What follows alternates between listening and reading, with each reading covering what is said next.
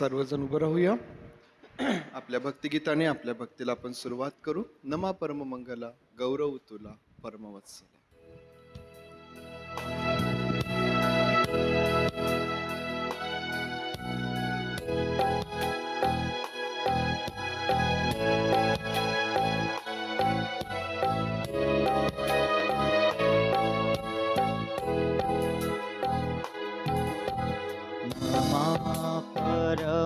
परममंगला गौरव तुला परमवत्सला.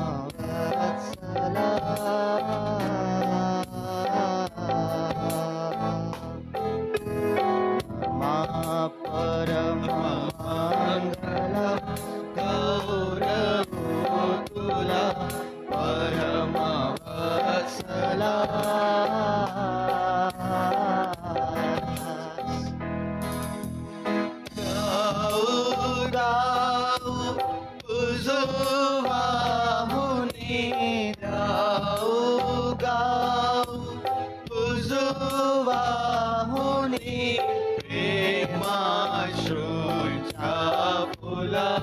गौरव तुला परमवत्सला.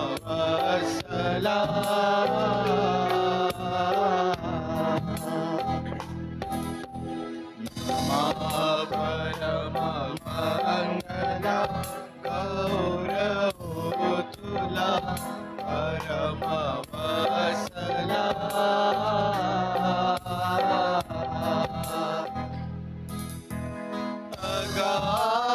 अगाध्वया सदानुभव अगाध्वया सदानुभव तुझ्या त्रिविध भूतीला गौरव तुला परमवत्सला.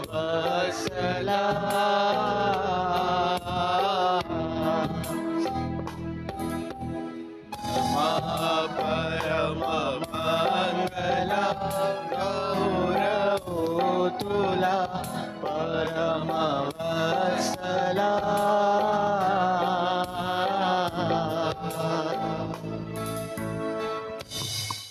प्रार्थना करूया. त्या प्रभुदेव बापाचे आभार मानूया. मागील आठवडाभर त्याने आपल्या प्रत्येकाचा सांभाळ केला, आपली काळजी घेतली, आपल्या गरजा त्याने पुरविल्यात, आरोग्य दिलं. आपल्या जाण्या येण्यामध्ये त्याने आपल्या प्रत्येकाचं सहाय्य केलं. त्याच्या सर्व कृपेसाठी, उपकारांसाठी, त्याच्या आशीर्वादांसाठी आपण आभार मानूया. होय प्रभूचे, आज तुझी लेकरं तुझ्या समोर उभी आहेत, तुझ्या भक्ती मंदिरामध्ये. प्रभू, तुझी भक्ती करण्यासाठी, तुझे आभार मानण्याकरिता, तुझ्या नावाला धन्यवाद देण्याकरिता पैतदेव बापा आम्ही सर्व या ठिकाणी जमत आहोत. पैतदेव बापा, तुझ्या सर्व आशीर्वादांसाठी, तुझ्या उपकारांसाठी, प्रभू तुझ्या कृपेसाठी, तुझ्या प्रेमासाठी, पुरवठ्यासाठी, प्रभू तुझ्या संरक्षणासाठी आम्ही तुझे मनापासून आभार मानतो. तुझ्या नावाला धन्यवाद देतो. आम्ही तुझी स्तुती करतो. तुला गौरव, सन्मान आणि सर्व प्रशंसा देतो माझ्या देव बापा. होय पवित्र देव बापा, आज जेव्हा आम्ही आभार मानित तुझ्या समोर येत आहोत प्रभू, आम्ही प्रार्थना करतो, आम्हा प्रत्येकावर तू दया कर प्रभू. आमच्या अपराधांची आम्हास क्षमा कर, आम्हास तू शुद्ध कर प्रभू. आणि पवित्र देव बापा, तुला हवी तशी भक्ती करण्यासाठी, आत्म्याने आणि खरेपणाने तुझी भक्ती करण्यासाठी तू आम्हा प्रत्येकावर तुझ्या आत्म्याचा वर्धस्त ठेवते बापा. सहाय्य कर. तुझा अभिषेक आम्हावरती तू असू दे प्रभू. आणि आज केवळ आणि केवळ तुझं गौरव तू करून घे. पवित्र देव बापा, पुन्हा आम्ही आठवण करीत आहोत आमच्या प्रियजनांची, जे दुःखनाईत आहेत, आजारी आहेत, बिछाण्यावर आहेत, अशा प्रत्येकावरही तू दया कर, आरोग्य दे. तुझ्या भक्तीकरिता, तुझ्या भक्ती मंदिरात येण्याकरिता सहाय्य कर. जी तुझी लेकरं मार्गात आहेत प्रभू, त्यांचं देखील तू सहाय्य कर. आणि आज या भक्तीच्या वेळेमध्ये प्रभू, तुझ्या उपस्थितीमध्ये आम्हा सर्वांना देव बापा मोठा आशीर्वाद तू दे प्रभू. आम्ही सर्वजण स्वतःला तुझ्या अधीन करीत प्रार्थना आमचा प्रभू येशू याच्या नावात मागतो, म्हणून तू ऐक. आमेन. आमेन. बसूया आपण.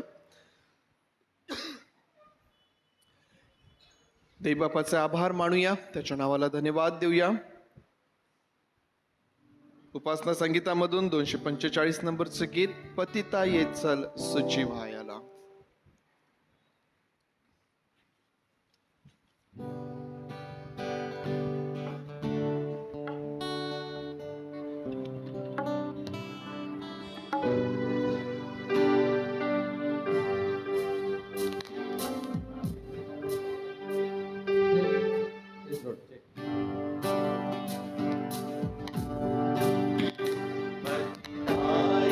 चल सुजीवायाला प्रभु येशू पदास धरी अधसेंदू मधुन तरायाला प्रभु येशू कृपास धरी प्रभुचा प्रभुचा प्रभुचा धन्यवाद जगदूतारक गुरु राजाच्या तुझा पदमोक्षी पदा प्रभु येशू शिधी भरी आलाया भगतोची समार्थ सखा अधपाशा सडकरी तोडाया तुझ हे लगेच सुखा प्रभुचा प्रभुचा प्रभुचा दरवाज भरा जगदूतारक गुरु राजाचा तुझा पदमोक्षी पदा मनवी तो पतित सखा दे अडमोगी विनम्र जना म्हणून तू शरण दया साई प्रभु देईल शांती मना प्रभुचा प्रभुचा प्रभुचा दरवाज मना जगदूतारक गुरु राजाचा तुझा पदमोक्षी पदा मनुजाच्या हरिहवघ्याता प्रणती करुणा धरितो प्रभु पाशी चलत जुनी पापा शरणागत जागतो प्रभुचा प्रभुचा प्रभुचा दरवाज बघा जगदूतारक गुरु राजाचा तुझा पदमोक्षी पदा प्रभू येशू शेतीवरी आलाया बघतोची समर्थ सखा. बघतोची समर्थ सखा. तुमचा आणि माझा सखा आप्त आमच्या जवळचा आणि तोही समर्थ जो प्रत्येक परिस्थितीमध्ये आमचा स्वीकार करतो, आम्हाला जवळ करतो, आम्हावर प्रेम करतो, असा हा आमचा प्रभू आहे. पुष्कळदा मनुष्याला मनुष्यावरती प्रेम करायला, त्याचा स्वीकार करायला कठीण जातं, परंतु हा समर्थ सखा आहे. हा आम्हाला जवळ करणारा आणि आमच्यावरती प्रेम करणारा हा प्रभू आहे. आणखीन एक गीत गात त्या प्रभू परमेश्वराला गौरव देऊया, त्याचा सन्मान करूया. येशूची सेवा आवडे. उपासना संगीतामधून 322 नंबरचं गीत आहे, येशूची सेवा आवडे.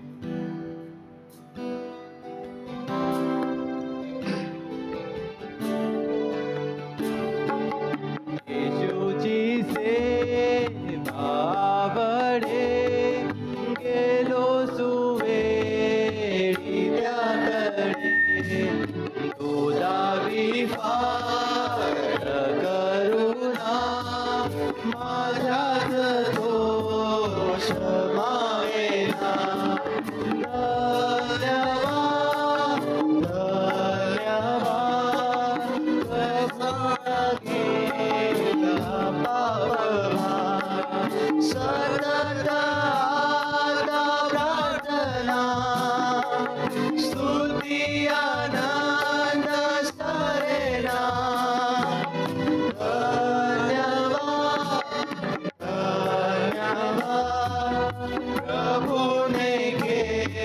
जय उद्धार केला करार निश्चय दिली प्रभूने अभये अंदेशा आता जीवा विसावा घे सागोरवा धन्यवाद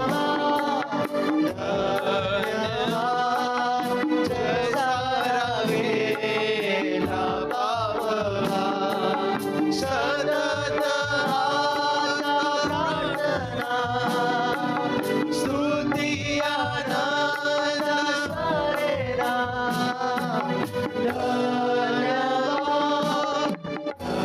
धन्यवाद प्रभुने केला जय उद्धार पुराहू दे जवळी नित्याने तोची सांभाळी सुखद स्मृतियानुनी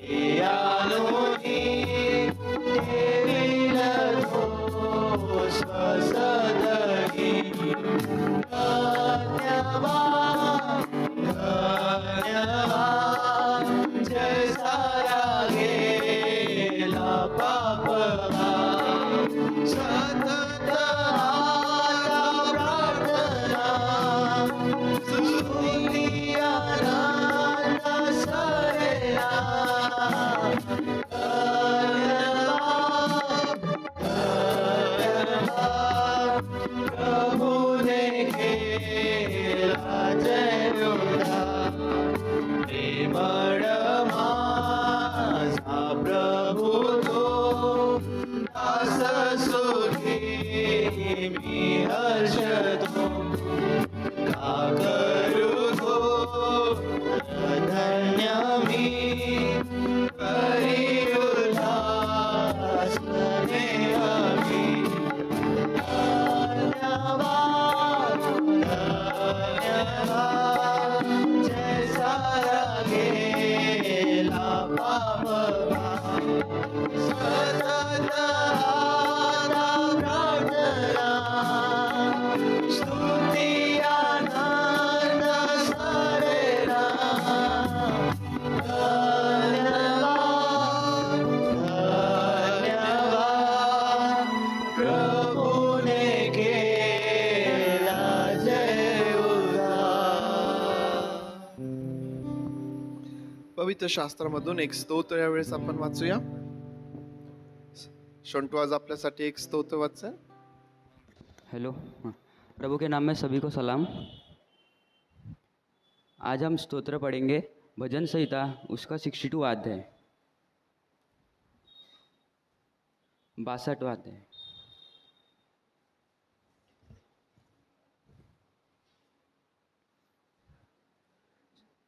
सचमुच मैं चुपचाप होकर परमेश्वर की ओर मन लगाए हूँ. मेरा उद्धार उसी से होता है. सचमुच वही मेरी चट्टान और मेरा उद्धार है. वह मेरा गढ़ है, मैं अधिक न डिगूंगा. तुम कब तक एक पुरुष पर धावा करते रहोगे कि सब मिलकर उसका घात करो.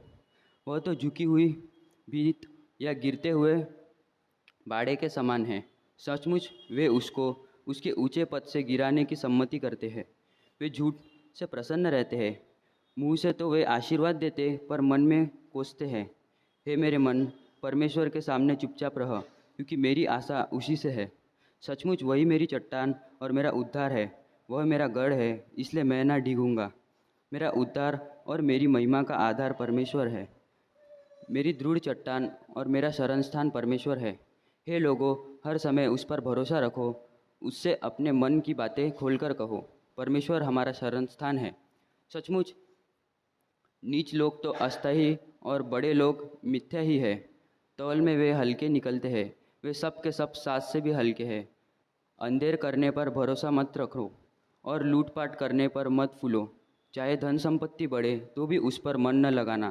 परमेश्वर ने एक बार कहा है और मैंने 2 बार सुना है कि सामर्थ्य परमेश्वर का है. और हे प्रभु, करुणा भी तेरी है, क्योंकि तू एक एक जन को उसके काम के अनुसार फल देता है. परमेश्वर इस दिए गए वचनों पर आशीष दे.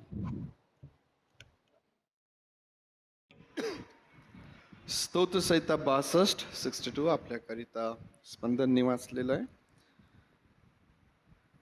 हे स्तोत्र ज्यावेळेस आम्ही वाचतो आणि त्यावर मनन करतो त्यावेळेस आपल्याला या स्तोत्रामधून या गोष्टीचं उत्तेजन प्राप्त होतं की आमची भिस्त जी आहे ती केवळ देवावरती असायला पाहिजे. जगामध्ये आम्ही राहत असताना पुष्कळ अशा गोष्टी आमच्या आजूबाजूला असतात की ज्या आम्हास आकर्षित करतात की आम्ही आमची भिस्त त्यांच्यावरती ठेवावी. आमचे नातेसंबंध असतील, आमचे लोक असतील, मनुष्य असतील, मित्र असतील, आमची धनसंपत्ती असेल, आमचं बळ असेल, आमचं सामर्थ्य असेल, जे काही आम्हाला या गोष्टीसाठी आकर्षित करेल की आम्ही त्यावरती आमची भिस्त टाकू शकतो. परंतु स्तोत्रकर्ता या ठिकाणी आम्हाला या गोष्टीचं उत्तेजन देतो की आमची भिस्त केवळ देवावरती असायला पाहिजे, कारण तो आमचा आधार आहे. जगामधली कुठलीही गोष्ट असो,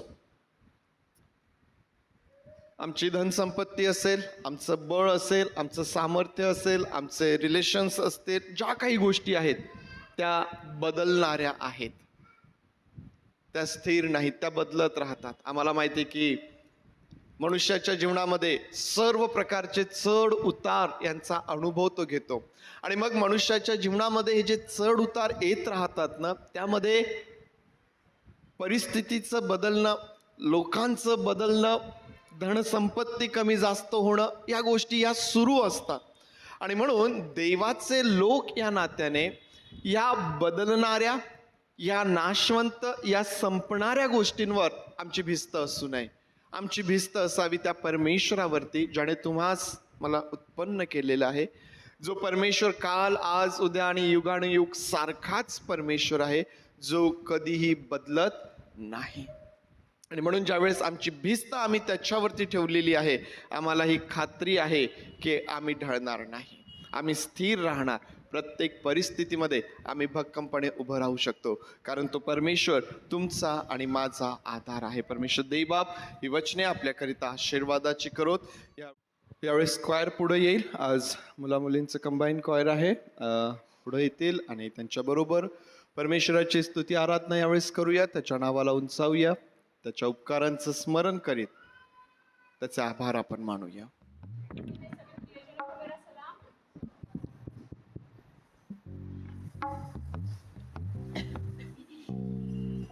सचमुच कितनी अद्भुत बात है कि आज का दिन परमेश्वर ने बनाया है और हम सभी इसमें जीवित है. हम नियमित तौर पे इस बात को बोलते हैं कि परमेश्वर ने आज का दिन हमारे जीवन में जोड़ा. जब हम नियमित बोलते हैं ना, तो कई बार उसका वैल्यू थोड़ा कम हो जाता है ना. कई बार अंगीकार नहीं करते. हम बोलते तो है परंतु उस वास्तविकता को भली भांति जानते नहीं है. परंतु सच में ये बहुत भली बात है कि आज हम जीवित है और उसको धन्यवाद करते हैं, है कि नहीं. बहुत तेरे नहीं है ना.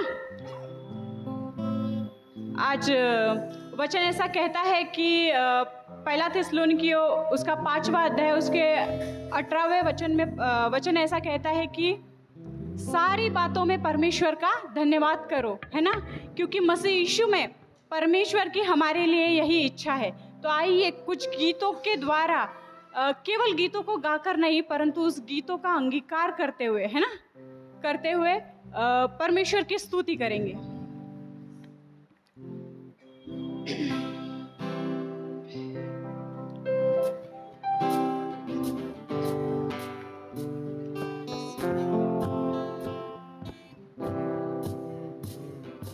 तेरे सन्मुख शीश नवा दे ऐ जग के करता, डूबे हुओं को दे दो सहारा, कर दो बेड़ा पार. तेरे सन्मुख शीश नवा दे ऐ जग के करता, डूबे हुओं को दे दो सहारा, कर दो बेड़ा पार. पाप के बादल सर पर छाए, गिरा हुआ तूफान, तुम बिन नैया कौन संभाले, मेरे प्रभु महान. बचा लो प्राण हमारे जग के केवलहार।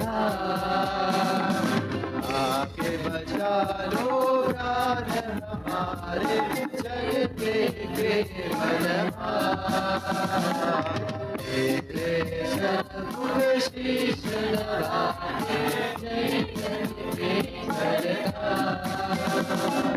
डूबे हुओं को दे दो सहारा, कर दो बेड़ा पार।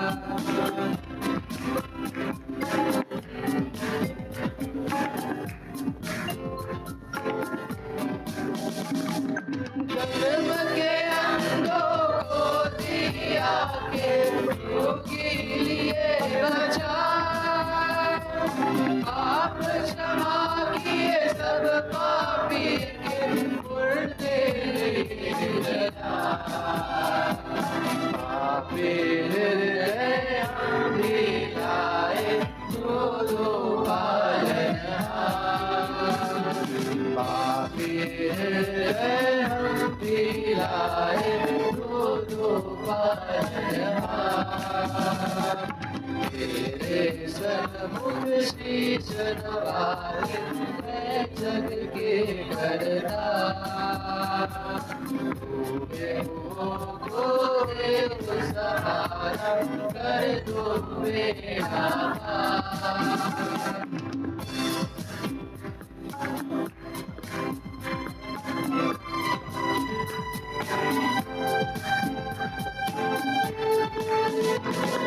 सुंदर पक्षी पर्वत सागर सबसे दुल्हनहार। आके विराजो मन मंदिर में बनते रहे पुकार। व्याकुल हृदय तुझको पुकारे आजा तारनहार। व्याकुल हृदय तुझको पुकारे आजा तारनहार। तेरे सन्मुख शीश नवाए है जग के करतार। डूबे हुओं को दे दो सहारा, कर दो बेड़ा पार। कर दो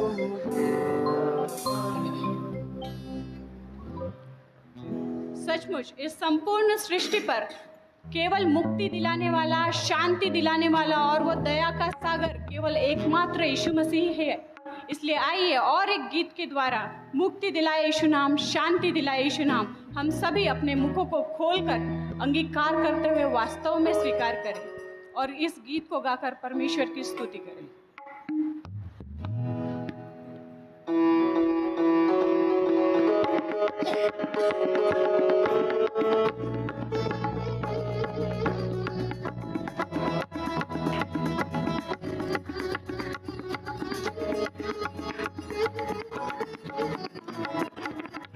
दिलाए यीशु नाम, शांति दिलाए यीशु नाम। मुक्ति दिलाए यीशु नाम, शांति दिलाए यीशु नाम। मुक्ति दिलाए, मुक्ति दिलाए यीशु नाम, शांति दिलाए यीशु नाम। मुक्ति दिलाए यीशु नाम, शांति दिलाए यीशु नाम। यीशु यीशु दया का बहता सागर, यीशु दया का बहता सागर। यीशु है दाता महान, यीशु है दाता महान। यीशु है दाता महान, यीशु है दाता महान। मुक्ति दिलाए यीशु नाम, शांति दिलाए यीशु नाम। मुक्ति दिलाए यीशु नाम, शांति दिलाए यीशु नाम। चरनी में तूने जन्म जन्म लिया, यीशु चरनी में तूने जन्म लिया, सूली पे किया विश्राम, सूली पे किया विश्राम, सूली पे किया विश्राम, सूली पे किया विश्राम। मुक्ति दिलाए यीशु नाम, शांति दिलाए यीशु नाम, मुक्ति दिलाए यीशु नाम, शांति दिलाए यीशु नाम। हम पर भी यीशु कृपा करना, हम पर भी यीशु कृपा करना, हम है पापी नादान, हम है पापी नादान, हम है पापी नादान, हम है पापी नादान। मुक्ति दिलाए यीशु नाम, शांति दिलाए यीशु नाम, मुक्ति दिलाए यीशु नाम, शांति दिलाए यीशु नाम। हम सबके पापों को मिटाने, हम सबके पापों को मिटाने, यीशु हुआ बलिदान, यीशु हुआ बलिदान, यीशु हुआ बलिदान, यीशु हुआ बलिदान। मुक्ति दिलाए यीशु नाम, शांति दिलाए यीशु नाम, मुक्ति दिलाए यीशु नाम, शांति दिलाए यीशु नाम। क्रूस पर अपना खून बहाया, क्रूस पर अपना खून बहाया, सारा चुकाया दाम, सारा चुकाया दाम, सारा चुकाया दाम, सारा चुकाया दाम। मुक्ति दिलाए यीशु नाम, शांति दिलाए यीशु नाम, मुक्ति दिलाए यीशु नाम, शांति दिलाए यीशु नाम। सचमुच कितना सुंदर और कितना अद्भुत परमेश्वर है। कोई ज़रूरत नहीं थी उसे उस सलीब पर कुर्बान होने के लिए, परंतु फिर भी वो मुझसे और आपसे बहुत तायत से प्रेम करता है, इसलिए उसने मेरे और आपके उस पाप के बोझ को अपने कंधों पर उठाया और उस सलीब पर जिस भयानक मृत्यु को उसने सहा। आप जानते हैं कि गतसमनी बाग में उसने प्रार्थना की थी कि हो सके तो ये हटा दे, हो सके तो ये हटा दे, परंतु फिर भी उसने विचार कीजिए कि कितनी क्रूर और कितनी भयावह वो तकलीफ होंगी जिसके लिए उसने प्रार्थना की, परंतु फिर भी पिता की इच्छा के लिए और मेरे और आपके लिए जिससे वो प्रेम करता था वो सलीब पर गया। और कितने ही सुंदर से वायदे को वो करता है कि हे बोझ से दबे हुए लोगों, मेरे पास आओ, मैं तुम्हें विश्राम दूंगा। आइए मेरे प्रियो, अहो कष्टी लाद ले ले, इस गीत के द्वारा परमेश्वर को उस सलीब पे उसने जो हमारे लिए किया उसको स्मरण करते हुए उसकी स्तुति करें, क्योंकि वो वास्तव में स्तुति के योग्य परमेश्वर है।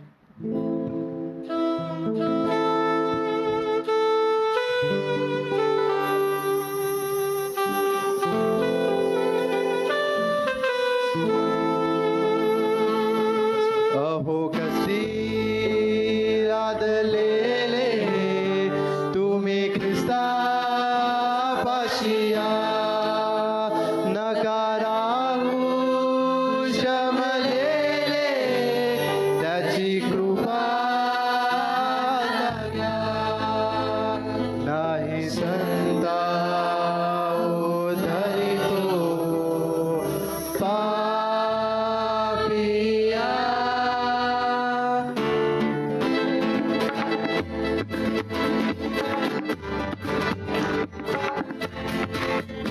अहो कष्टी लाद ले ले, तुम्ही ख्रिस्ता पाशिया, अहो कष्टी लाद ले ले, तुम्ही ख्रिस्ता पाशिया, नकाराहू श्रम ले ले, त्याची कृपा दया नका राहू शमलेले त्याची कृपा दया तरी सत्ता उतरितो पाविया अहो कशी लागलेले तुम्ही ख्रिस्ता पाशिया अहो कशी लागलेले तुम्ही ख्रिस्ता पाशिया स्वतः आम्ही सदुरी साधू आपला उदार कधी ख्रिस्ता लागी सोपा स्वतः आम्ही सदुरी साधू आपला उदार कधी ख्रिस्ता लागी सोपा दिन पाप्या नाही तो करना बहु कष्टी लागलेले तुम्ही ख्रिस्ता पाशिया बहु कष्टी लागलेले तुम्ही ख्रिस्ता पाशिया पहा भागीरथाना प्रिय प्रभु रणला एकता विवेकताना कैसा तो रणला पहा भागीरथाना प्रिय प्रभु रणला एकता विवेकताना कैसा तो रणला पूर्ण झाले पूर्णोद्धारा साविला बहु कष्टी लागलेले तुम्ही ख्रिस्ता पाशिया अहो कष्टी लागलेले तुम्ही ख्रिस्ता पाशिया आता स्वर्गी बाबा पाशी तो मध्यस्थी करीतो एका पावजडाशी तो दिनाला सारितो आता स्वर्गी बाबा पाशी तो मध्यस्थी करीतो तो दिनाला तारितो येशू याचे पात्रत्या तो धारितो अहो कष्टी लागलेले तुम्ही ख्रिस्ता पाशिया अहो कष्टी लागलेले तुम्ही ख्रिस्ता पाशिया नका राहू शमलेले त्याची कृपा दया नका राहू शमलेले त्याची कृपा दया नाही सत्ता उतरितो पापिया अहो कशी लागलेले तुम्ही ख्रिस्ता पाशिया अहो कशी लागलेले तुम्ही ख्रिस्ता पाशिया तुम्ही ख्रिस्ता पाशिया सचमुच मेरे प्रिय, मेरा और आपका परमेश्वर बहुत ही अद्भुत है और बहुत ही सामर्थ्य है। सचमुच हमने देखा है, हमने जाना है और अपने जीवन में, अपनी समस्याओं में, अपनी कठिनाइयों में इस बात को महसूस किया है कि परमेश्वर की उपस्थिति हम सभी के जीवनों में, और हम इस बात को भलीभांति जानते हैं कि सारे नामों से ऊंचा, आपकी मेरी बीमारियों में सबसे ऊंचा नाम कौन सा है? यीशु नाम। आपके और मेरे जीवन की कठिन परिस्थितियों से भी ऊपर, उसको प्रतिकूल परिस्थितियों को अनुकूल परिस्थिति बनाने में सबसे ऊंचा नाम कौन सा है? यीशु नाम, है ना। तो आइए उस नाम को वास्तविक तौर पे अपने शब्दों से, अपने हर एक बातों के द्वारा उस नाम को ऊंचा करें, इस गीत को गाकर कि यीशु तेरा नाम वास्तविक तौर पे मेरे जीवन में, मेरे समस्याओं में, मेरे बीमारियों में, हर एक बात में तेरा नाम सबसे ऊंचा है। इस गीत को गाकर करें।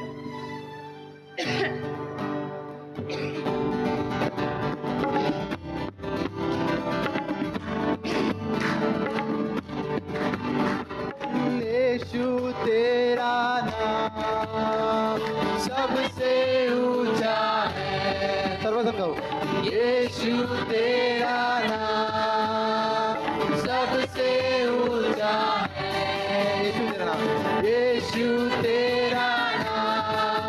वो सबसे ऊंचा है। ओ यीशु तेरा नाम सबसे ऊंचा है। जिस नाम में है मुक्ति, जिस नाम में है शांति, जिस नाम में है शांति, देता वो नाम चंगाई। जिस नाम में है जिंदगी, यीशु है वो नाम। जिस नाम में है बंदगी, यीशु ते वो नाम। यीशु तेरा नाम वो सबसे ऊंचा है। यीशु तेरा नाम सबसे ऊंचा है।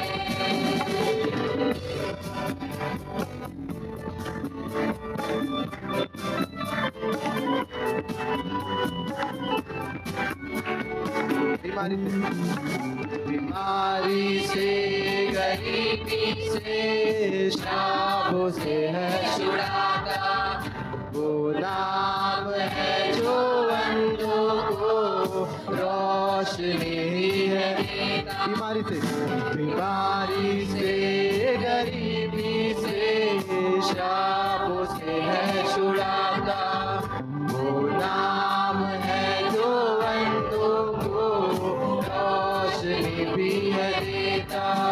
जिस नाम में है जिंदगी, यीशु है वो नाम। जिस नाम में है बंदगी, यीशु है वो नाम। यीशु तेरा नाम सबसे ऊंचा है। ओ यीशु तेरा नाम सबसे ऊंचा है। यीशु तेरा नाम सबसे ऊंचा है। यीशु तेरा नाम ओ सबसे ऊंचा है। आइए प्रियो, हम सभी अपने स्थानों पे खड़े हो जाएं।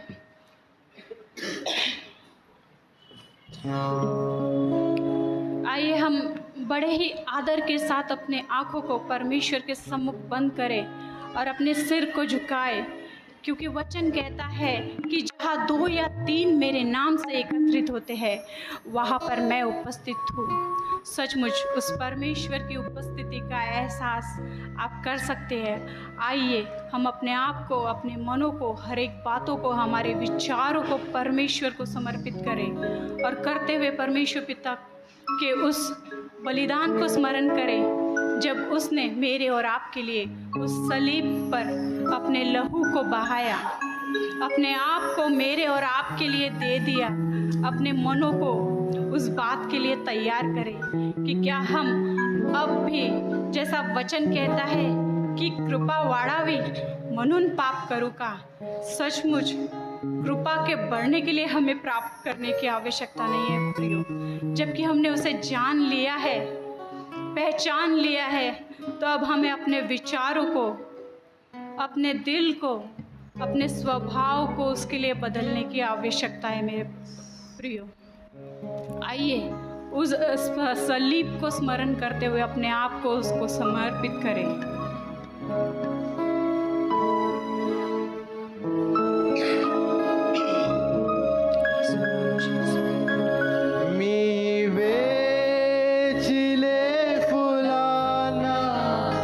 काटे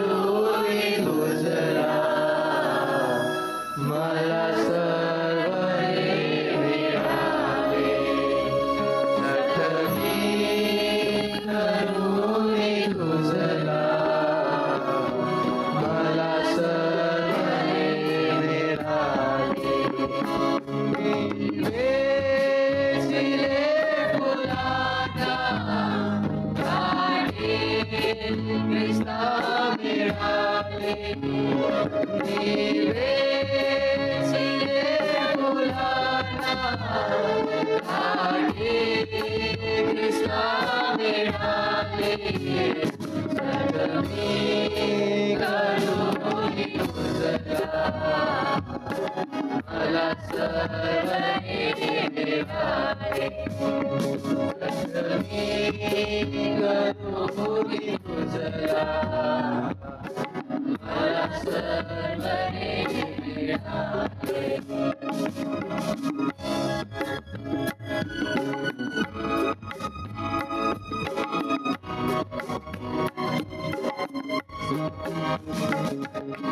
हाती पाय ढोल तुझिया खिळे दुधारी हाती पाय ढोल तुझिया खिळे दुधारी निरोग बोध झालो शांती तुला मिळाले निरोग बोध झालो शांती तुला मिळाले करुणी तुझला मला सर्वने मिळाले जगमी करुणी तुझला मला सर्वने मिळाले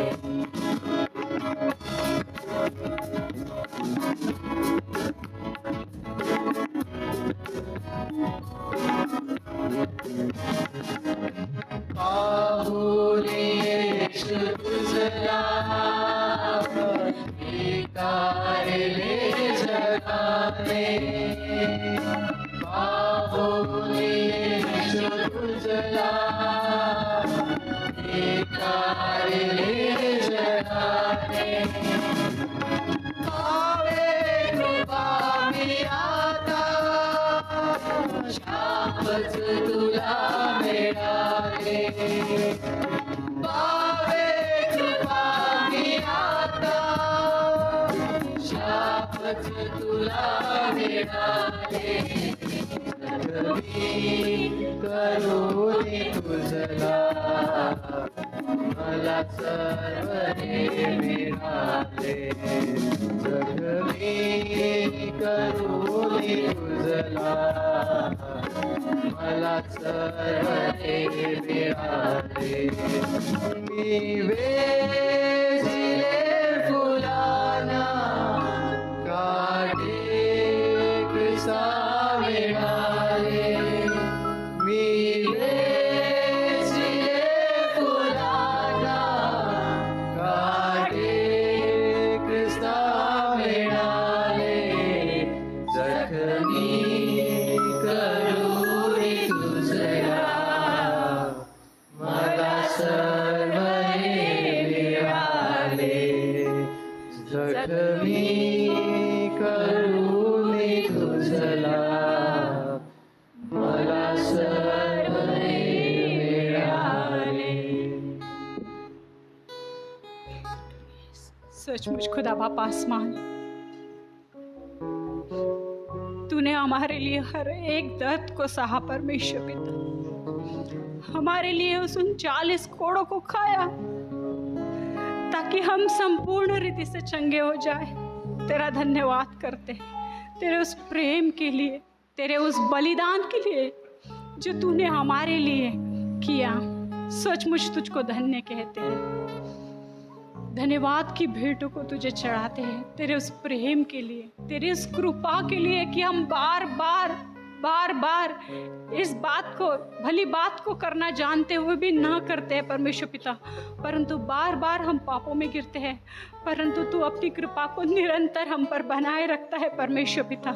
इसलिए तेरी उस कृपा के लिए, तेरे उस प्रेम के लिए, तेरे बलिदान के लिए, तेरे हर एक बातों के लिए, जब तू हमारे जीवन में अपनी उपस्थिति को बनाए रखता है परमेश्वर पिता, हमें गिरने नहीं देता है, तेरे उस सुंदर से वाहिदों के लिए परमेश्वर पिता तेरा धन्यवाद करते हैं। हम सभी अपने आप को तेरे सामर्थ्य हाथों में रखते हैं परमेश्वर पिता। तुझसे विनंती करते हैं हमारे ऊपर तू नियंत्रण को ले ले परमेश्वर पिता। हम अपनी इच्छा से अपनी मर्जी से परमेश्वर पिता न चलने पाए, परंतु तेरी इच्छा हमको परमेश्वर पिता जाहिर कर। और जो तू चाहता है कि तेरी कलीसिया, तेरी दुल्हन परमेश्वर पिता तुझे जैसे चाहिए वैसे हम सभी को तू बना मेरे परमेश्वर पिता। तेरी उस एकता में, तेरी उस यूनिटी में परमेश्वर पिता हमको बढ़ा मेरे परमेश्वर पिता। हम निर्बल है परमेश्वर पिता, परंतु तू जो सामर्थ्य हमें देता है खुदा बाप आसमानी, उसमें हम अपने आप को बदलने में, हमारे विचारों को बदलने में, हमारे गलत कामों को सही करने में परमेश्वर पिता जो सामर्थ्य तू हमें देता है उसमें हम कर सकते हैं मेरे परमेश्वर पिता। सचमुच तेरे उस सामर्थ्य को मांगते हैं मेरे परमेश्वर पिता। हम सभी को तेरे सामर्थ्य हाथों में रखते हुए तुझसे प्रार्थना करते हैं कि तुझे मन भावने आकार को तू हमें दे जो तुझे प्रसन्न करे मेरे परमेश्वर पिता। खुदा बाप आसमानी, आज के इस दिन को, इस समय को हम सभी को तेरे सामर्थ्य हाथों में रखते हैं और विशेष प्रार्थना करते हैं पासबान के मुख से जो वचन आने वाला है परमेश्वर पिता।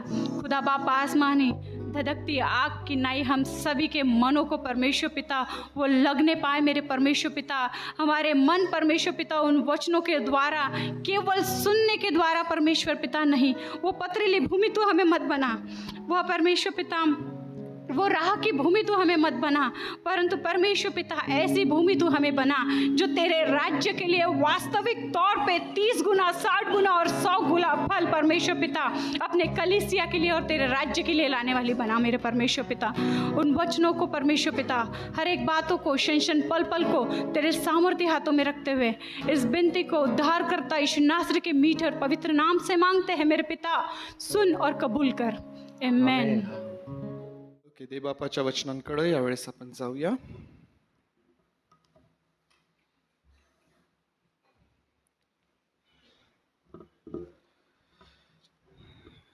कोणत्या पुस्तकाला सुरुवात करायची?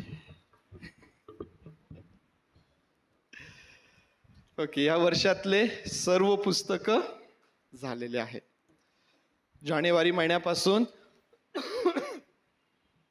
ज्या सर्व पुस्तकांचा अभ्यास आपण केला, दर महिन्याला त्यावर परीक्षा झालेली आहे। नोव्हेंबरच्या शेवटी आपली फायनल एक्झाम असेल त्या सर्व पुस्तकांवरती। नोव्हेंबर महिना आणि डिसेंबर महिना हे 2 महिने विशेष आपण वेगळे केलेले आहेत। नोव्हेंबर महिन्यामध्ये आपण गृहसण साजरा करतो, घराचा सण, कुटुंबाचा सण, आणि म्हणून हा संपूर्ण नोव्हेंबर महिना जो आहे हा आपल्या घरासाठी, आपल्या कुटुंबासाठी विशेष आहे। आणि म्हणून या महिन्यामध्ये माझा प्रयत्न असणार आहे की कुटुंब, आपलं घर या विषयावरती जास्त बोलावं। आणि म्हणून आज या दिशेने बोलत असताना जो संदर्भ, जो शास्त्र भाग आपल्या समोर आपण काढणार आहोत तो म्हणजे मार्क कृष्णवर्तमान अध्याय 3 आपण काढूया।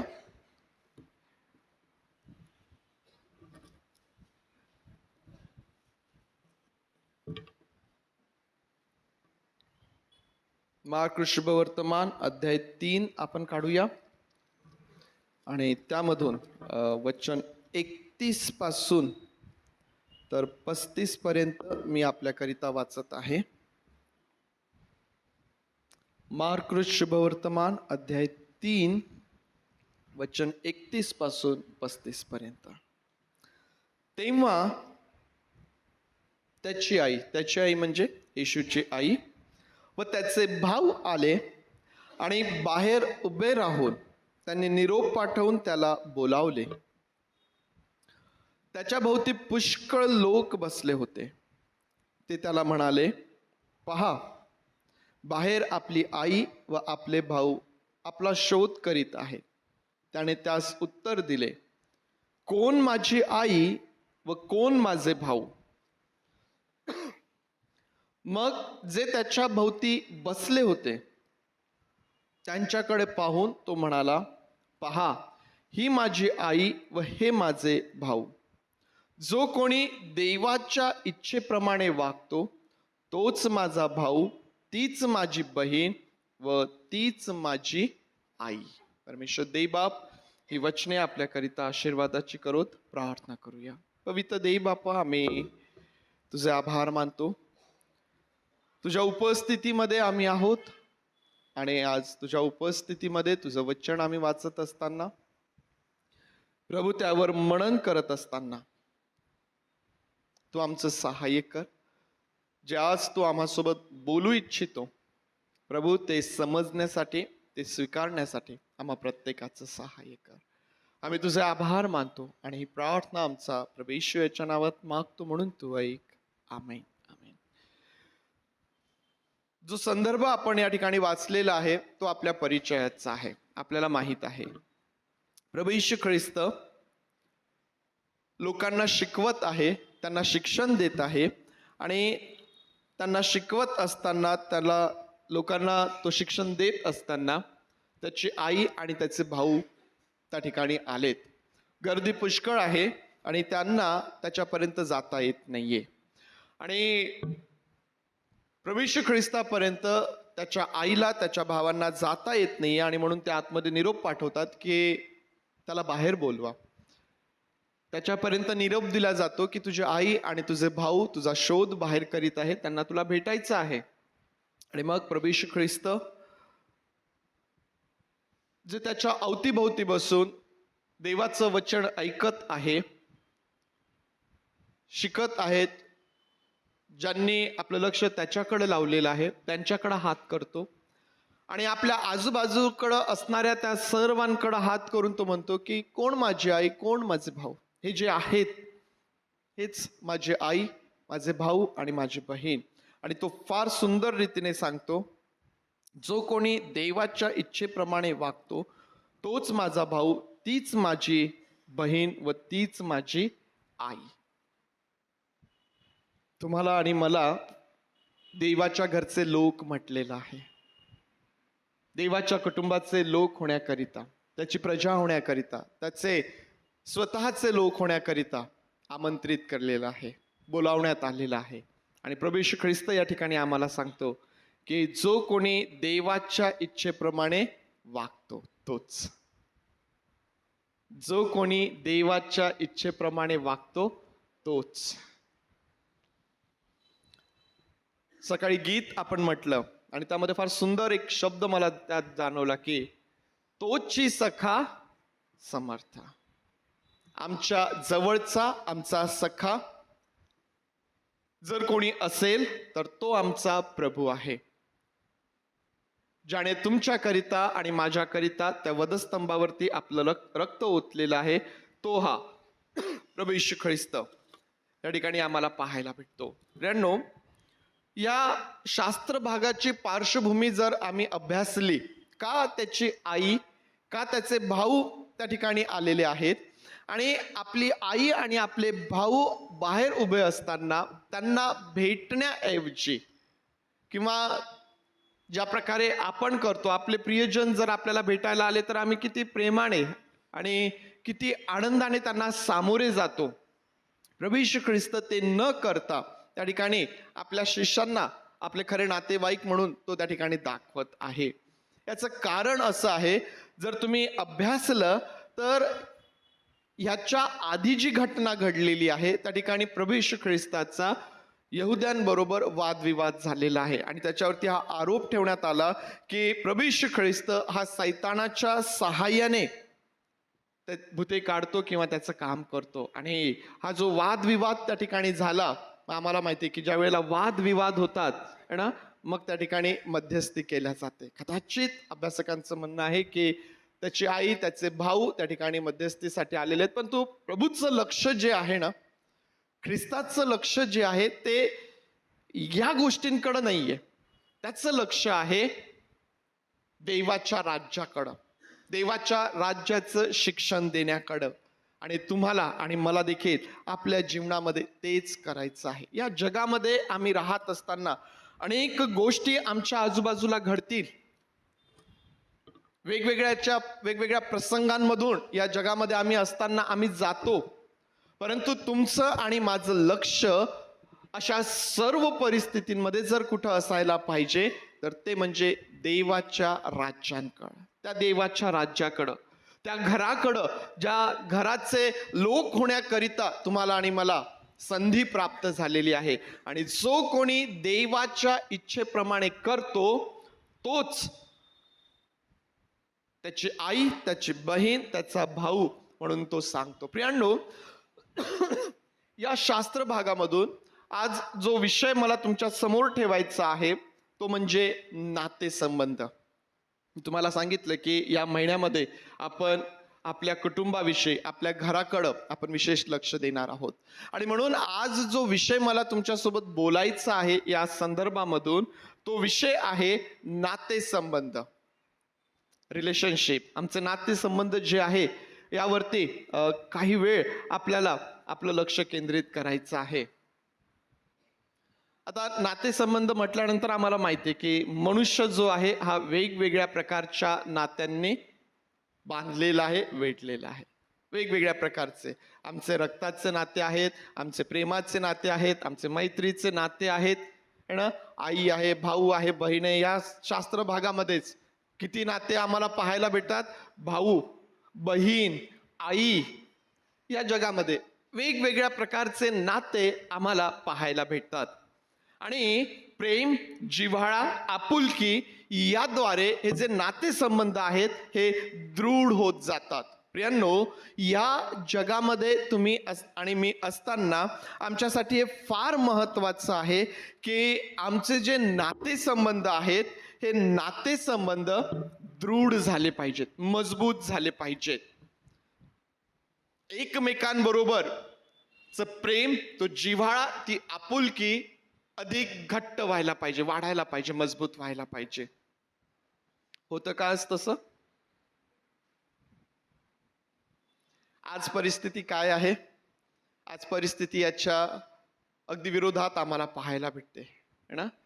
नातेसंबंध ज्या ठिकाणी मजबूत व्हायला पाहिजेत, दृढ व्हायला पाहिजेत, आज ते कमजोर होत चाललेले आहेत. नातेसंबंध जे आहेत मनुष्याचे ते बिघडत चाललेले आहेत. कुटुंबांमध्ये रक्ताचे नाते देखील आज कठीण परिस्थितीमध्ये आहेत प्रियांनो. आणि म्हणून आज देवाचे लोक या नात्याने, मंडळी या नात्याने, जेव्हा तुम्हाला आणि मला देवाच्या घरचे लोक होण्याकरिता आमंत्रण आहे, संधी आहे, अशा या स्थितीमध्ये तुम्ही आणि मी या जगामध्ये जे आम्हाला नाते प्राप्त झालेले आहेत, आता कोणाला कमी असतील, कोणाला जास्त असतील, परंतु जे काही नाते आज आमच्याकडं आहेत, जे काही नातेवाईक, जे काही प्रियजन, जे काही आमचे लोक आहेत प्रियांनो, त्यांच्या बरोबर आम्हाला आमच्या नातेसंबंधांना मजबूत करणं हे फार महत्वाचं आहे. आणि म्हणून आज त्याकडं काही वेळ आपलं लक्ष आपण लावत आहोत. पहिली बाब जी मला तुमच्या समोर ठेवायची आहे नातेसंबंधांच्या संदर्भात, ती ही आहे की आज आम्हाला जे प्रियजन प्राप्त झालेले आहेत, आमच्या घरातले लोक आहेत, आमचे रक्ताचे नाते आहेत, जे काही आमचे नातेसंबंध आहेत प्रियांनो, ते आम्हाला देवापासून प्राप्त झालेले आहेत. बाळ जेव्हा या जगामध्ये जन्माला येतं ते सांगतं का की मला असे आई वडील पाहिजे, अशा कुटुंबामध्ये मला जन्माला यायचंय? असं कधी होतं का? प्रियांनो, तुम्ही आणि मी जे या जगामध्ये आहोत, ज्या कुटुंबामध्ये आमचा जन्म झालेला आहे, ज्या कुटुंबामध्ये आमचा जन्म झाल्यानंतर जे काही आम्हाला आमचे नातेवाईक प्राप्त झालेले आहेत, जे काही नातेसंबंध आम्हाला प्राप्त झालेले आहेत प्रियांनो, हे आम्हाला देवापासून प्राप्त झालेले आहेत. नातेसंबंधाच्या संदर्भात जर तुम्ही विचार केला ना, तर कुठून आम्हाला याची सुरुवात पाहायला भेटते? नातेसंबंधांची सुरुवात आहे ना. नातेसंबंध म्हटल्यानंतर आम्हाला काय पाहायला भेटतं की ज्या ठिकाणी दोन व्यक्ती त्यांच्यामध्ये असणारा संबंध आम्हाला पाहायला भेटतो. समजते की कठीण होते? अजून थोडंसं सोपं करता येईल का? कठीण होतंय का? कारण हा विषय फार महत्वाचा आहे, समजायला पाहिजे है ना. ज्यावेळेस आम्ही नातेसंबंध म्हणतो त्यावेळेला दोन व्यक्ती कमीत कमी त्या ठिकाणी असायला पाहिजे की त्यांच्यामध्ये असणारी त्यांची ती सहभागिता, त्यांचे ते संबंध, नातेसंबंध. सुरुवात कुठं आहे कोणाला सांगता येईल? आई वडील. अजून कोणाला सांगता येईल का? सुरुवात अगदी ओरिजिन, अगदी सुरुवात कुठून आहे? आदाम हवा. अजून कोणाकडे काही वेगळं उत्तर आहे का? आदाम आणि देव. आदाम हवा होते, आता आदाम आणि देव झाले. अजून काही कोणाकडे वेगळं उत्तर आहे का? येस. कुठून सुरुवात आम्हाला पाहायला भेटते? मूळ कुठं आहे? देव बाप, देवपुत्र आणि देव पवित्र आत्मा. ही सुरुवात आहे, ही सहभागिता आहे, ही युनिटी आहे, ही ऐक्यता आहे. आणि मनुष्याला ज्या वेळेस निर्माण करण्यात आलेलं आहे प्रियांनो, ह्या युनिटी करिता, या ऐक्यतेकरिता निर्माण करण्यात आलेलं आहे. ही गोष्ट नेहमी लक्षात ठेवा. पिता, पुत्र आणि पवित्र आत्मा यांच्यामध्ये जे नातेसंबंध आहे, त्यांच्यामध्ये असणारी ती जी सहभागिता आहे, ती जी युनिटी आहे, ती जी ऐक्यता आहे, तिथून या गोष्टींची सुरुवात आम्हाला पाहायला भेटते. आणि मग दुसरा जो नातेसंबंध ज्यामध्ये प्रोग्रेस पुढे गेलेत, ज्यामध्ये आम्हाला असं पाहायला भेटतं की मग देव आणि मनुष्य, या भूतलावरती देव आणि मनुष्य यांचे नातेसंबंध आम्हाला पाहायला भेटतात. रोज संध्याकाळी एदेन बागेमध्ये परमेश्वर आदामाला भेटायला येत होता. सहभागिता आम्हाला त्या ठिकाणी पाहायला भेटते.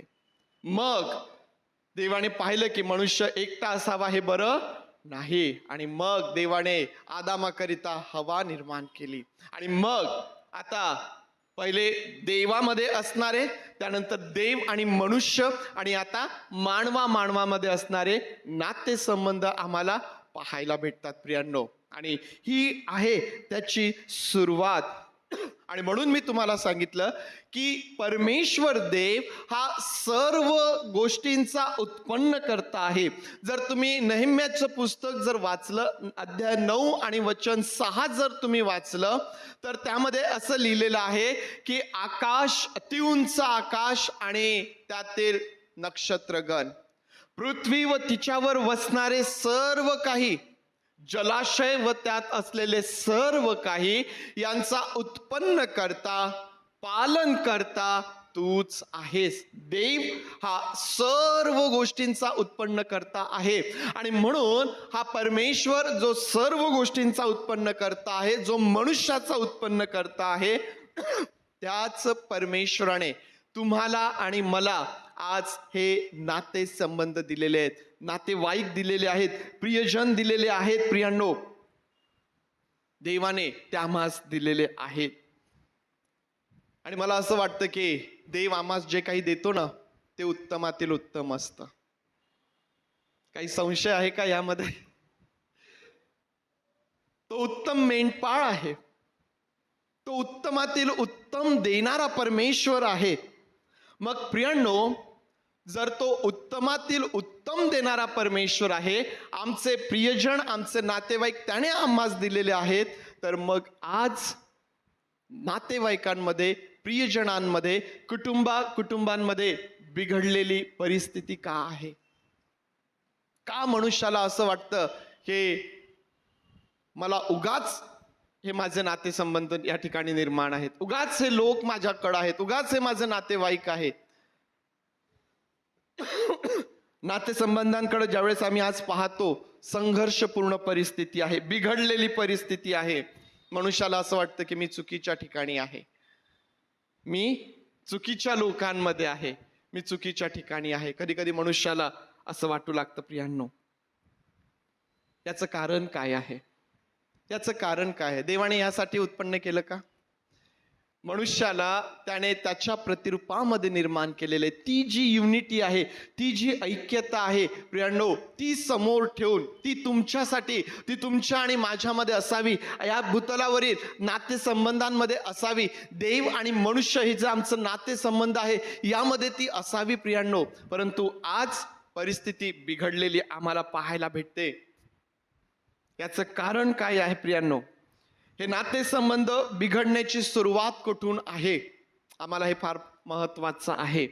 नातेसंबंध बिघडण्याची सुरुवात होते जेव्हा मनुष्याचं नातं सैतानाबरोबर निर्माण होतं. जेव्हा सैतानाला संधी मिळते. मी तुम्हाला काय सांगितलं? नातेसंबंध म्हणजे दोन व्यक्तींमधली सहभागिता आली. मग ज्या वेळेला मनुष्य जो आहे हा सैतानाबरोबर सहभागिता करू लागतो, जेव्हा मनुष्याच्या जीवनामध्ये सैतानाला संधी मिळते, त्या ठिकाणाहून मग आम्हाला हे जे नातेसंबंध आहेत ते बिघडताना पाहायला भेटतात. जोपर्यंत आदाम देवाबरोबर त्याच्या सहभागितेत होता, काही अडचण नव्हती. जेव्हा आदाम आणि हवा एकमेकांच्या सहवासात होते, काही अडचण नव्हती. आदाम आणि हवा दोघं मिळून देवाच्या सहवासात होते, काही अडचण नव्हती. सगळं काही व्यवस्थित चाललेलं होतं. परंतु जसं हवा सैतानाबरोबर बोलू लागली, जेव्हा हवा सैतानाचं ऐकू लागली, आम्हाला पाहायला भेटते की नातेसंबंध बिघडायला सुरुवात झाली. नाते संबंध कुठून बिघडतात? जेव्हा आमच्या जीवनामध्ये, जेव्हा आमच्या कुटुंबामध्ये सैतानाला संधी मिळते, तेव्हा नातेसंबंध बिघडायला सुरुवात होते. देवाने तर उत्तमातील उत्तम दिलं. आज मनुष्याची अवस्था पहा किती कठीण आहे. हा मनुष्य देवाच्या प्रतिरूपात निर्माण करण्यात आलेला आहे. देवाच्या प्रतिरूपामध्ये निर्माण केलेल्या मनुष्याची एवढी बिकट परिस्थिती, एवढी कठीण अवस्था, कारण सैतानाला त्या ठिकाणी संधी मिळालेली आहे. जे प्रेमाचे नाते देवाने जोडलेले आहेत, जे रक्ताचे नाते देवाने जोडलेले आहेत, जे आमचे मित्रमंडळी आहेत, जे आमचं प्रेम आहे, हे जे देवाने आम्हास उत्तमातील उत्तम दिलेलं आहे, प्रियांनो, ते बिघडण्याचं मूळ कारण आहे सैतानाला त्या ठिकाणी संधी प्राप्त होणे. आणि ज्यावेळेस सैतानाला संधी प्राप्त होते ना, त्याचा पहिला प्रयत्न असतो आमचे नाते संबंध खराब करावेत. नाते संबंध खराब करावेत. देव आणि मनुष्य यांच्यामध्ये असणारे नातेसंबंध खराब होऊ लागतात. मानवामध्ये जे नातेसंबंध आहेत त्यावरती देखील त्याचा परिणाम होऊ लागतो. खराब होतात नातेसंबंध, बिघडू लागतात. प्रियांनो, आम्हाला आमच्या जीवनामध्ये या गोष्टीसाठी फार सावध राहणं गरजेचं आहे. कारण हे जे नातेसंबंध खराब करण्याचा मूळ हेतू काय माहिती आहे का? तुम्ही पहा, ज्या ठिकाणी नातेसंबंध बिघडलेले आहेत, ज्या कुटुंबामध्ये नातेसंबंध बिघडलेले आहेत, त्या ठिकाणी शांती असते का? त्या ठिकाणी स्थिरता असते का? त्या ठिकाणी आशीर्वाद आहेत काय? सैतानाला काय पाहिजे? त्याची इच्छा नाहीये तुम्ही तुमच्या जीवनामध्ये, तुमच्या कुटुंबामध्ये शांती असावी. त्याची इच्छा नाहीये तुम्ही स्थिर आणि आशीर्वादित जीवन जगावं. आणि म्हणून तो तुमचे जे नातेसंबंध आहे ते खराब करतो. सैतानाला संधी मिळाली की मग आमचं वैयक्तिक जीवन असेल, आमचं कौटुंबिक जीवन असेल, आमचं सामाजिक जीवन असेल, आमच्या सर्व जीवनावरती परिणाम होऊ लागतो. आणि कधी कधी तर याचा परिणाम इतक्या तीव्र स्वरूपाचा असतो की मनुष्याला जगण्यापेक्षा मरणे सोयीचं वाटतं, सोपं वाटतं. ज्यावेळेस नातेसंबंध खराब होतात ना, मनुष्याला जगण्यापेक्षा मरणं सोपं वाटतं. आज सुसाईडचं जे प्रमाण आहे, आत्महत्येचं प्रमाण जे आहे ते वाढलेलं आहे. त्याचं मूळ कारण काय आहे? बिघडलेले नातेसंबंध. मला असं वाटतं की जर एखाद्या व्यक्तीची मनस्थिती खराब झालेली आहे, अशा स्थितीमध्ये जर कोणी त्याच्याशी बोलतो, जर कोणी त्याचं मन मोकळं करू लागतो, जर त्याच्या मनामध्ये साचलेल्या त्या गोष्टी जर कोणाला काढता आल्यात ना, मनुष्याचं मन मोकळं झालं ना, तर मला नाही वाटत की कोणी व्यक्ती सुसाईड पर्यंत पोहोचेल. परंतु आज परिस्थिती अशी झालेली आहे, मनुष्याचे नातेसंबंध इतके बिघडलेले आहेत की त्याला आपल्या अवतीभोवती कोणीच सापडत नाही की ज्याच्या बरोबर बोलून तो आपलं मन मोकळं करू शकेल. सैतानाला काय पाहिजे? सैतानाची इच्छा तर तीच आहे की देवाने जे निर्माण केलेलं आहे त्याचा नाश करावा, त्याचा नाश करावा, तुमच्या आणि माझ्या जीवनाचा नाश करावा. तुम्ही आणि मी अशांत जीवन जगावं, तुम्ही आणि मी अस्थिर जीवन जगावं, तुमच्या आणि माझ्या कुटुंबामध्ये आनंद असू नये, हा सर्व त्याचा प्रयत्न आहे. आणि आज जर आम्ही कुटुंबांकडे पाहिलं तर प्रियांनो, ही परिस्थिती आम्हाला त्या ठिकाणी पाहायला भेटते, या गोष्टी आम्हाला त्या ठिकाणी पाहायला भेटतात. प्रियांनो, आम्हाला माहिती आहे की सैतानाला संधी मिळाली जेव्हा जगामध्ये पाप शिरलं. या पापामुळं मनुष्यामध्ये मीपणा, स्वार्थीपणा, लुबाडणूक आहे, मुखाने निंदा करणे आहे, या सर्व गोष्टी मनुष्यामध्ये आम्हाला पाहायला भेटतात. आणि या सर्व गोष्टींमुळं आज आमचे नातेसंबंध खराब होत चाललेले आहेत, बिघडत चाललेले आहेत. एक आमचा व्यक्ती आमच्यापासून दूर करत शेवटी जेव्हा आम्ही एकटं उरणार, परमेश्वरासोबत देखील आमचे संबंध खराब केलेले असतील आणि मग आम्हाला कोणीच सापडणार नाही. आणि शेवट काय आहे त्या ठिकाणी? उद्देश हाच आहे की तुमच्या आणि माझ्या जीवनाचा नाश व्हावा. आणि म्हणून आज हे फार महत्वाचं आहे, हे लक्षात घ्या की आमचे लोक, आमचे प्रियजन, आमचे नातेवाईक हे आमचे वैरी नाहीत. सैतान आमचा वैरी आहे. तो सैतान आमचा शत्रू आहे की जो आज आम्हाला आमच्या अशा स्थितीमध्ये तो घेऊन आलेला आहे. आणि म्हणून जे आम्ही आज या ठिकाणी बसलेले आहोत ना, जर कोणाला असं वाटत असेल की हा माझा नातेवाईक फार वाईट आहे, फार दुष्ट आहे, त्याने माझं फार नुकसान केलेलं आहे, तो नेहमी माझ्या विरोधात बोलतो, तो नेहमी माझं नुकसान करतो, आज आम्हाला जे आमचे सर्व बिघडलेले नातेसंबंध आठवत असतील, जे आज ज्यांच्यामुळं आम्हाला असं वाटत असेल की आमचं खूप नुकसान झालं, प्रियांनो, ते आमचे वैरी नाहीत, ते आमचे शत्रू नाहीत. सैतान आमचा शत्रू आहे, सैतान आमचा वैरी आहे, जो मनुष्याच्या अशक्तपणाचा उपयोग करतो आणि नातेसंबंध खराब करतो. नातेसंबंध खराब होण्यासाठी नेहमी पुढचीच व्यक्ती जबाबदार असते असं नाही. मनुष्याला स्वतःच्या चुका पुष्कळदा दिसत नाहीत. आम्ही जे करतो तेच बरोबर आहे, आम्ही जे बोलतो तेच बरोबर आहे, ही समज आमच्या मनाची करून दिल्या जाते, ही समज आमच्या मनाची करून दिल्या जाते. परंतु आम्ही हे विसरू नये की आम्ही काही परिपूर्ण नाही, आपणही अशक्त आहोत. आणि म्हणून आपल्याही अशक्तपणाचा उपयोग केला जाऊ शकतो नातेसंबंध खराब करण्यासाठी. काय करायला पाहिजे प्रियांनो? काय करायला पाहिजे? आपले बिघडलेले नातेसंबंध नीट करायला पाहिजे. आपल्या प्रियजनांबरोबर बोलायला पाहिजे, त्यांची क्षमा करायला पाहिजे, क्षमा मागायला पाहिजे. पती पत्नीचे नाते असतील, सासू सुनांचे नाते असतील, भावा भावांचे नाते असतील, बहीण भावांचे नाते असतील, किती नाते आहेत, कितीतरी नाते आहेत, है ना? जे प्रत्येक बिघडलेलं नातं आहे ते आम्हाला नीट करायचंय प्रियांनो, ते आम्हाला नीट करायचंय. कारण हे आमचे प्रियजन, हे आमचे नातेवाईक, हे आमचे वैरी नाहीत, ते आमचे शत्रू नाहीत. देवाने त्यांना आम्हाला दिलेलं आहे, देवाने त्यांना आम्हाला दिलेलं आहे. आणि म्हणून प्रियांनो, आम्हाला त्यांच्यावरती प्रेम करायचं आहे, आम्हाला त्यांच्यावरती प्रेम करायचं आहे. कसे दुरुस्त करणार? बिघडलेले नातेसंबंध कसे नीट करणार?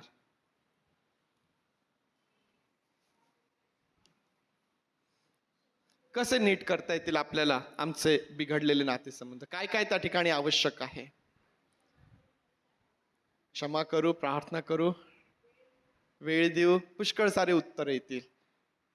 मला तुम्हाला अशा नातेसंबंधाकडे तुमचं लक्ष ओढायचं आहे जे बिघडलं होतं, परंतु ते कसं नीट झालं, ते बिघडलं होतं, परंतु ते कसं दुरुस्त झालं, ते कसं नीट झालं, तो फॉर्म्युला किंवा ती जी पद्धत आहे ती जर आम्ही आमच्या जीवनामध्ये अवलंबली तर मला असं वाटतं की आमचं प्रत्येक बिघडलेलं नातं जे आहे ते आम्हाला नीट करता येतं. आणि म्हणून देव आणि मनुष्य यांच्यामधलं जे नातं बिघडलं होतं ते कसं नीट झालं, ते कसं दुरुस्त करण्यात आलं, तो जो वैर निर्माण झाला होता, ती जी आडभिंत निर्माण झाली होती, ती आडभिंत कशी पाडल्या गेली, हे वैर कसं नाहीसं झालं आणि आम्हाला कसे देवाच्या घरचे लोक बनविण्यात आलं, प्रियांनो, त्याकडं आम्ही जर पाहिलं, आमच्या प्रभू येशू ख्रिस्ताकडं जर आम्ही पाहिलं तर प्रियांनो आम्हाला ते शिकण्यासारखं आहे. ती पद्धत आम्ही आमच्या जीवनामध्ये स्वीकारू शकतो, आमचं प्रत्येक नातं नीट करण्यासाठी. आणि म्हणून प्रेम आम्हाला त्या ठिकाणी पाहायला भेटतं. देवाने जगावर एवढी प्रीती केली, तुम्हाला आणि मला प्रेम करावं लागेल. आणि मला असं वाटतं की प्रत्येक नातं ज्यामध्ये प्रेम आहे ना, ते कितीही बिघडलेल्या अवस्थेत का न असो, ते नीट होऊ शकतं जर त्या ठिकाणी प्रेम असेल तर. आहे का तुमच्या ठाई आणि माझ्या ठाई प्रीती? मला माहिती आहे की या ठिकाणी बसलेल्या प्रत्येक व्यक्तीच्या ठाई प्रीती आहे, कारण ज्याच्या ठाई प्रीती नाही तो देवाला ओळखतच नाही. देव प्रीती आहे. जर तो देव तुम्हाला आणि मला प्राप्त झालेला आहे, जर त्याचं प्रेम तुम्ही आणि मी अनुभवलेलं आहे, तर ते प्रेम आपल्या प्रत्येकाच्या जीवनात आहे. आणि मग जर ते प्रेम आम्हा प्रत्येकाच्या जीवनात आहे, तर मग आमचं कुठलंही नातं जे कितीही बिघडलेलं असेल, प्रियांनो, आम्हाला ते नीट करता येईल. कदाचित त्यासाठी आम्हाला त्याग करावा लागेल. प्रभू येशू ख्रिस्ताला ते स्वर्ग सोडून या जगामध्ये तो आला, आम्हाला त्याग करावा लागेल, कष्ट आम्हाला घ्यावे लागतील, समर्पण आम्हाला त्यासाठी करावं लागेल. प्रभू येशू ख्रिस्ताने या सर्व गोष्टी केल्या. त्याने तुमच्यावरचं आणि माझ्यावरचं प्रेम कसं व्यक्त केलं, तो स्वर्ग सोडून या जगात आला आणि आम्ही पापी असतानाच तो आमच्या पापांसाठी, आमच्या पापांच्या क्षमेसाठी त्या वधस्तंभावरती त्याने स्वतःचं समर्पण केलं, स्वतःचं अर्पण केलं. आज तुम्ही आणि मी भक्तीमध्ये प्रभूच्या मेजासमोर येणार आहोत. काय आठवण करणार आहोत आम्ही? प्रभूचं दुःख सहन, वधस्तंभावरचं त्याचं ते मरण, त्याचं ते रक्त, त्याची आठवण आम्ही करणार आहोत. तुम्हाला आणि मला ते करता येईल. स्वीकार आम्हाला करावा लागेल. प्रियांनो, जरा विचार करा बरं. परमेश्वर देव जर बोलला की मी याचा स्वीकार करत नाही, हा फार वाईट आहे, काय होईल आमचं?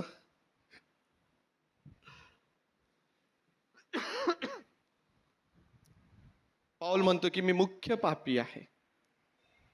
मला असं वाटतं की या ठिकाणी आम्ही सर्वजण जे आहोत ना, जर आपल्या प्रत्येकाला विचारलं तर आपल्या प्रत्येकाचे असंच उत्तर असेल की नाही, मी फार मोठा पापी आहे, मी मुख्य पापी आहे. मग जर माझ्यासारख्या पापी व्यक्तीचा स्वीकार परमेश्वर करतो, तर मग आम्ही आमच्या लोकांचा स्वीकार का करू नये? आम्हालाही आमच्या लोकांचा स्वीकार करता येईल.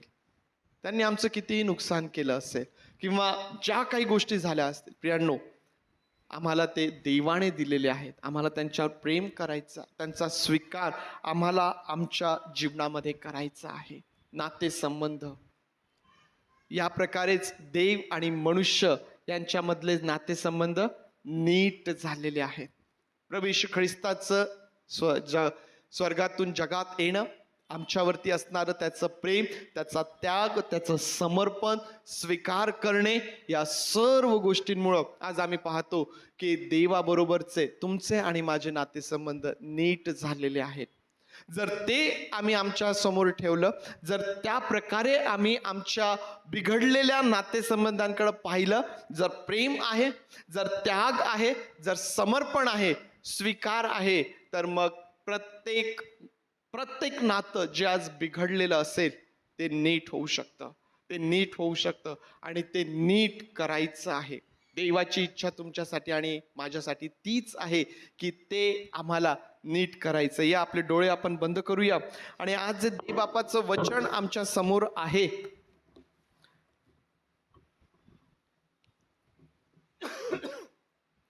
प्रभू येशू ख्रिस्ता म्हणतो, जो कोणी देवाच्या इच्छेप्रमाणे करतो तोच माझा भाऊ, तीच माझी बहीण, तीच माझी आई.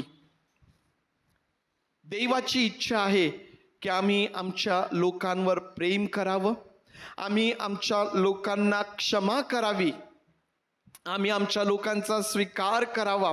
या जगामध्ये आमचे बिघडलेले नातेसंबंध आम्ही नीट करावेत.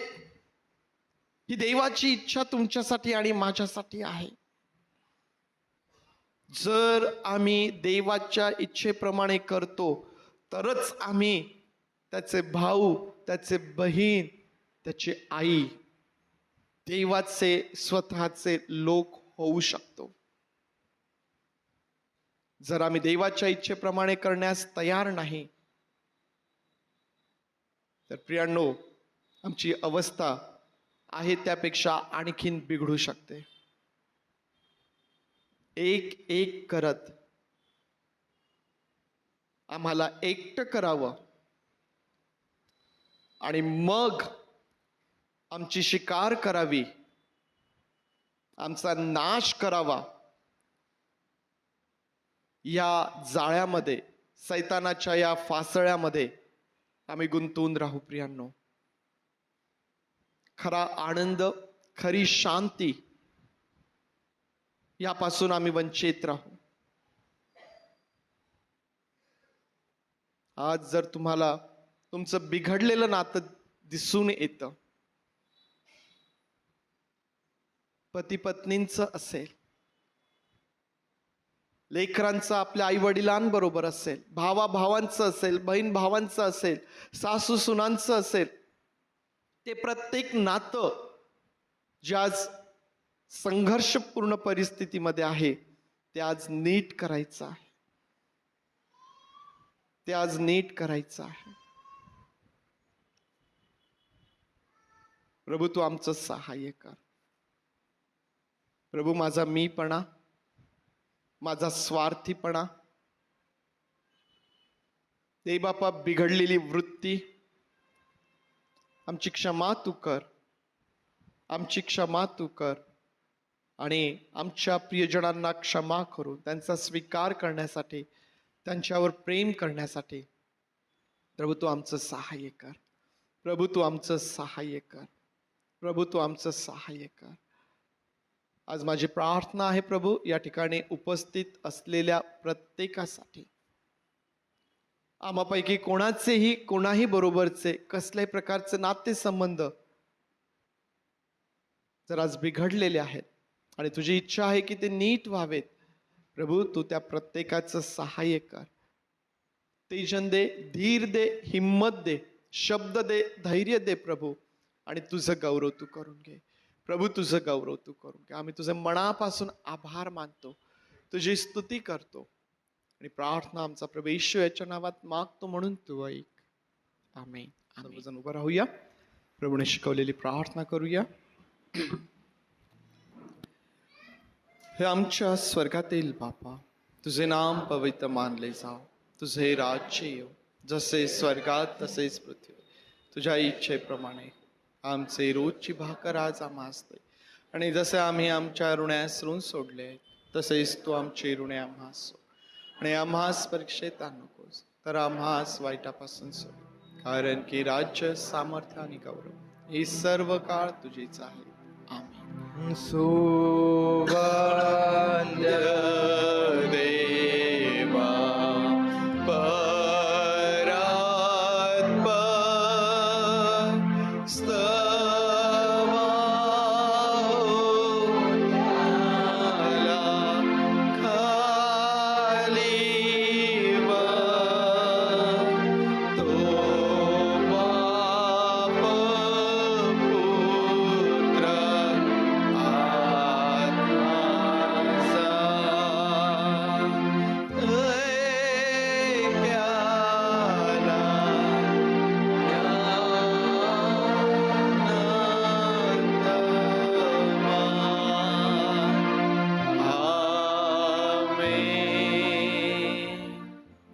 आता ज्या प्रभू येशू ख्रिस्ताचं रक्त हे नवीन कराराचं रक्त आहे, त्या प्रभू येशू ख्रिस्ताची कृपा, देई बापाची प्रीती आणि पवित्र आत्म्याची सुसंगती तुम्हा सर्वांबरोबर प्रभू येशू ख्रिस्त येईपर्यंत सदोदित असो.